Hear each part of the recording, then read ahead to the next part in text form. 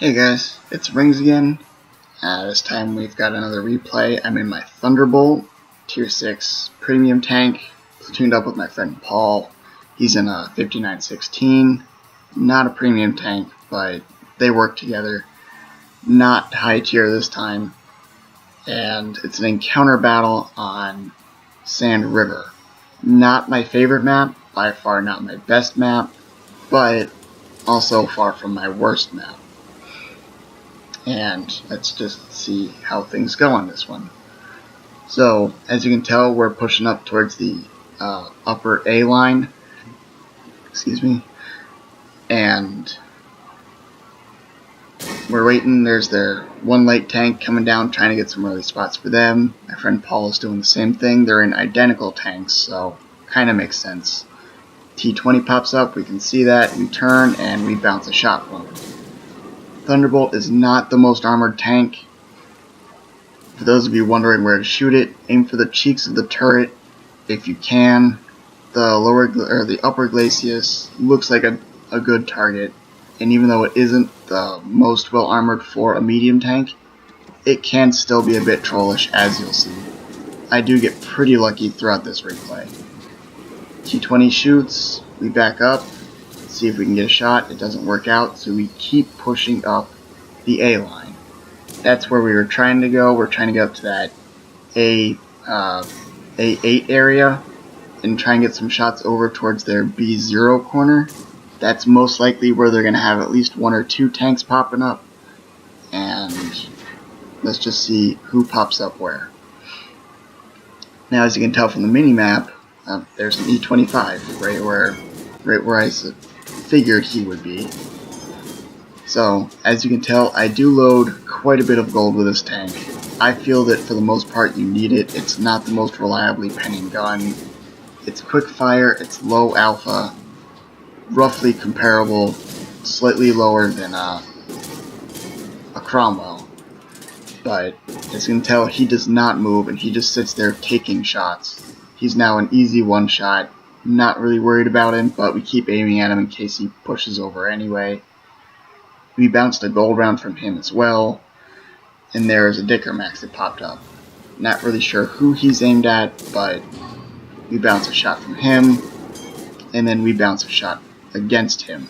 That's like the one spot you can bounce a shot on the Dicker Max. It's a very squishy tank destroyer, and now as you can tell, I'm shooting high explosive shells at him. I've got a lot of people say that you shouldn't use high explosive. I think that there are a couple of circumstances that you should, and I bring high explosive in all of my tanks. At the most, I bring, unless you're using a derp gun or an arty, I always bring at least 3 or 4. Sometimes I'll bring as many as this tank has, like 10. Against a squishy tank destroyer like that, yes, definitely if you can get a penning shot, it'll do a lot more damage. It'll get base resets, it'll take down squishy other tanks like Arty, but it didn't work, so I went back to a normal shell, and you can see that I did almost 4 times the damage with the regular shell because it penned. The high explosive shell did not.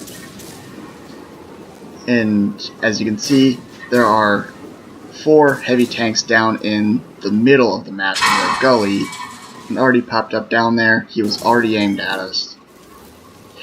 Splashed the KB-85 right next to us. Took a blind shot and clearly missed. You can see the splash hit the dirt. The shot hit the dirt. They had quite a few tanks in the middle there. Luckily, our tanks that were over on the 6-7 line were able to push through that. And I was trying to pop up over those rocks. Did not work.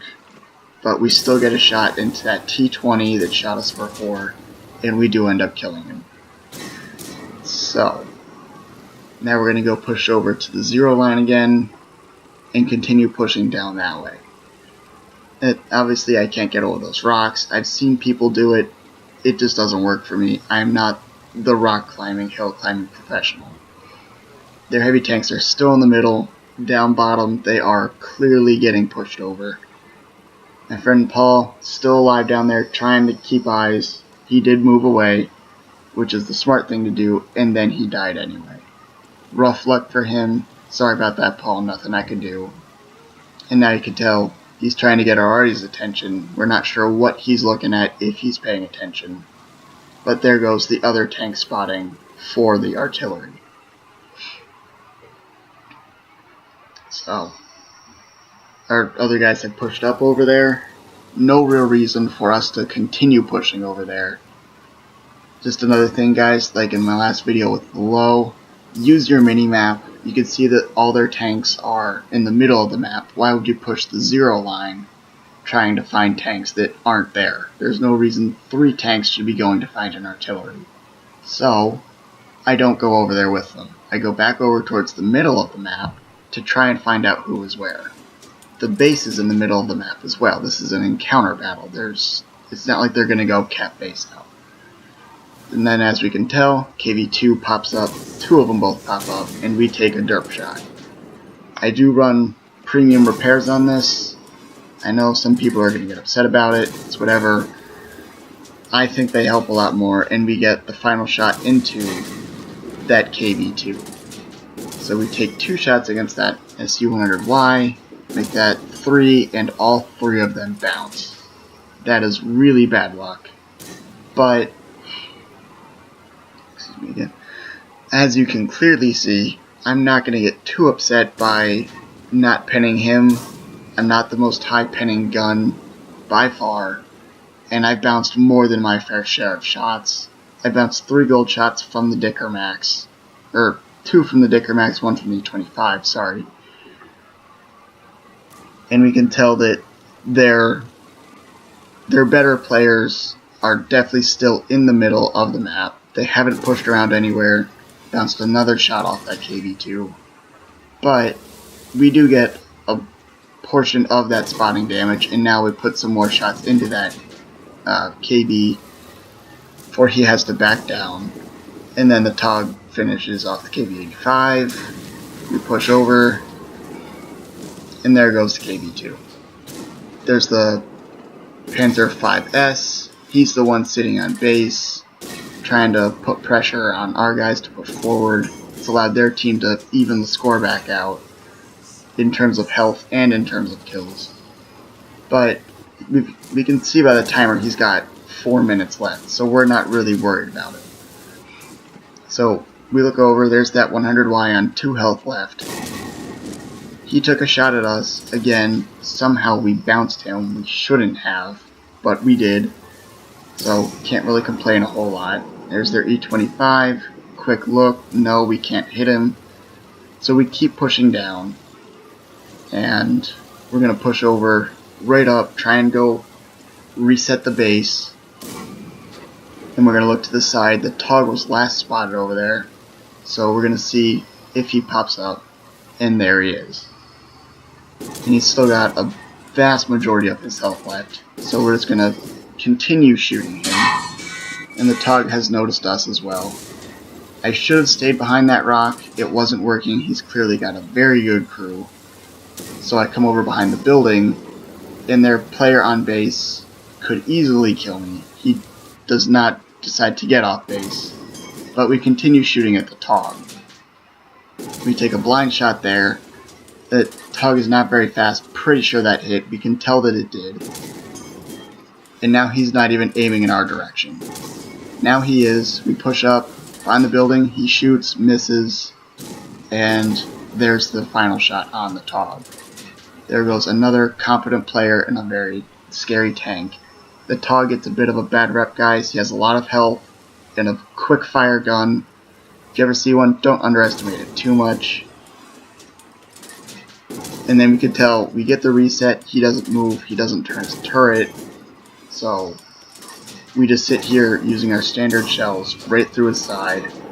The Leo tries to take the kill, but he hits the gun, unluckily, and we get the final kill on him. Or the final shot, rather. Now we can tell there's only the E25 left. He's coming over for myself and the Leo. Probably thinks it's better to fight us than to fight the VK for whatever reason. So E25 shoots, bounces, runs into us, hurts himself in the process, and we get an additional 2 or 3 shots into him, the Leo does take that one from us, preventing us from the Top Gun. But 2,000, or just short of 3,000 damage if you include the blind fire. The top of my screen says 2,853. That one does not include the blind fire into the Tog, which did pen.